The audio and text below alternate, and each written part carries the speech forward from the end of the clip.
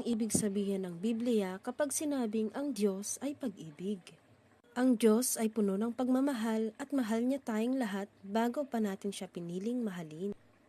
Ipinadala niya ang kanyang anak na si Jesus upang ibigay ang kanyang buhay upang bayaran ang ating mga kasalanan.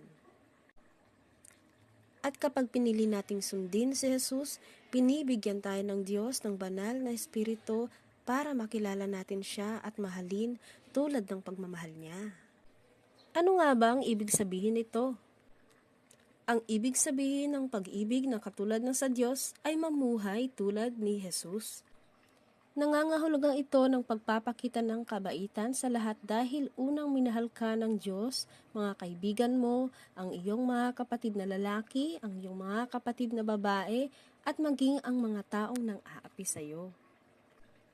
At habang ginagawa natin ang pagmamahal sa paraang ginagawa ng Diyos, mas lumalakas at lumalakas ang kanyang pag-ibig sa atin. Kapag tayo ay nagmahal tulad ng Diyos, ipinapakita natin sa iba kung ano ang Diyos. Ang pagpapakita sa ibang tao ng pag-ibig ng Diyos ay makapangyarihan. Mababago nito ang lahat.